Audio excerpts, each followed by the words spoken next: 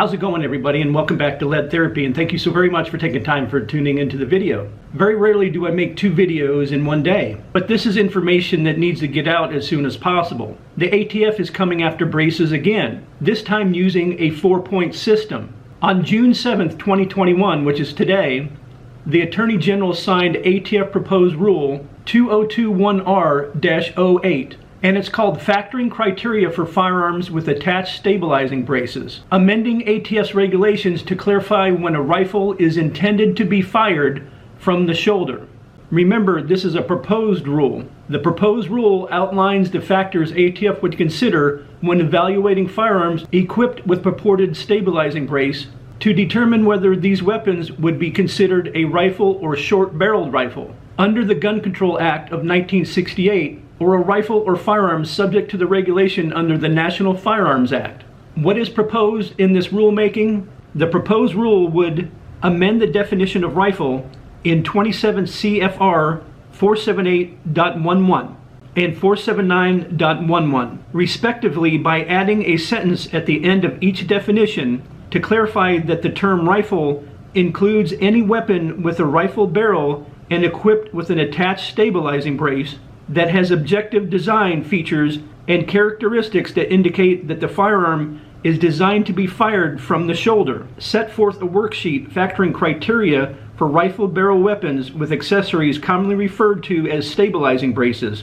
ATF Worksheet 4999 to aid firearms industry and public in understanding the criteria the ATF considers when evaluating firearm samples that are submitted with an attached stabilizing brace or similar component or accessory. And we'll go over that point system in just a minute, but after I went through it, it is designed for people to fail that point system. It goes on to say the proposed rule would not affect stabilizing braces that are objectively designed and intended as a stabilizing brace for use by individuals with disabilities and not for shouldering the weapon as a rifle. Such stabilizing braces are designed to conform to the arm and not as a buttstock. ATF is receiving comments on the proposed rule for 90 days, starting the date the proposed rule is posted in the Federal Register.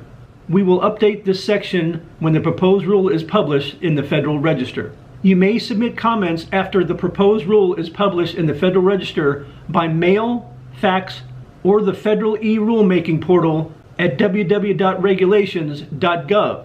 Now, as far as comments that were left in December of 2020, when the ATF came after pistol braces then, those comments will not be considered towards this new proposed rule change. Commenters will need to submit new comments in connection with the proposed rule.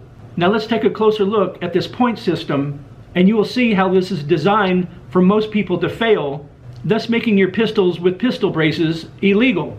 Factoring criteria for rifled barrel weapons with accessories commonly referred to as stabilizing braces. Summary: this chart lists the factors ATF considers when evaluating a firearm with an accessory commonly referred to as stabilizing braces for clarification under the National Firearms Act, NFA, or Gun Control Act, GCA. Section 1, Prerequisites. The weapon must weigh at least 64 ounces.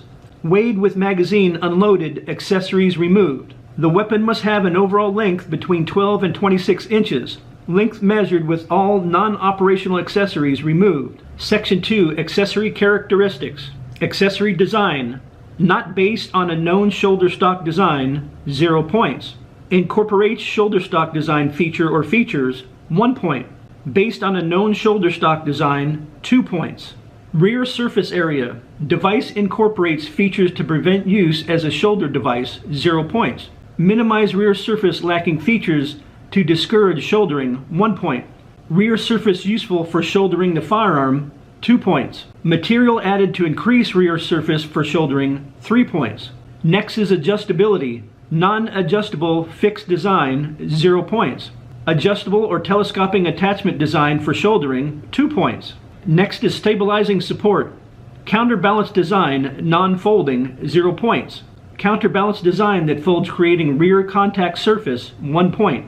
Or fin type design with arm strap, 0 points. Fin type design without arm strap, 2 points. Or cuff type design that fully wraps around arm, 0 points. Cuff type design that partially wraps around arm, 1 point. Cuff type design that fails to wrap around arm, 2 points. Split stock configuration not designed to wrap around shooter's arm, 3 points. And unbelievably, there's another section. And it says Section 2 must score less than 4 in order to proceed to Section 3. So let's take a look at the next section. Section 3, configuration of weapon. Determination if weapon is shoulder fired. Link the pull with accessory in rearmost lock position, measured from the center of the trigger to the center of the shoulder device / stabilizing brace. Less than 10.5 inches, 0 points. 10.5 inches but under 11.5 inches, 1 point. 11.5 inches but under 12.5 inches, 2 points. 12.5 but under 13.5 inches, 3 points. 13.5 inches and over, 4 points. Attachment method, standard AR type pistol buffer tube, 6 to 6.5 inches, 0 points. AR type pistol buffer tube with adjustment notches, CAC type, 1 point. Adjustable rifle buffer tube, 1 point. Adjustable PDW type guide rails, 1 point. Extended AR type pistol buffer tube, 2 points.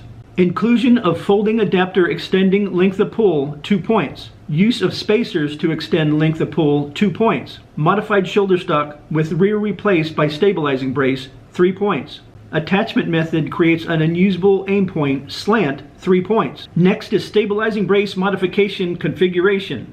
Cuff type or fin type design with strap too short to function, 2 points. Cuff type or fin type design with strap made out of elastic material, 2 points. Fin type lacking an arm strap, 2 points. Cuff type design with strap removed, 4 points. Brace accessory modified for shouldering, 4 points. Modified shoulder stock, originally a shoulder stock, 4 points. Peripheral accessories. Presence of a hand stop, 2 points. Presence of a secondary grip indicating two-handed fire, 4 points. Presence of a rifle type backup / flip up sights or no sights, 1 point. Presence of a reflex sight with FTS magnifier with limited eye relief, 2 points. Presence of a sight / scope with eye relief incompatible with one-handed fire, 4 points. Presence of a bipod / monopod, 2 points. Weapon as configured weighing more than 120 ounces, 4 points. Weighed with magazine unloaded. And last is Section 3, score achieved. And like I said, this is designed for most people to fail. A score of 4 points or more indicates a shoulder fired design. This ruling is 70 some pages long, and so far I've only gone through about half of it. But the main thing is when the comment section is open, we all need to flood that comment section, letting them know that we do not agree with this ridiculous ruling.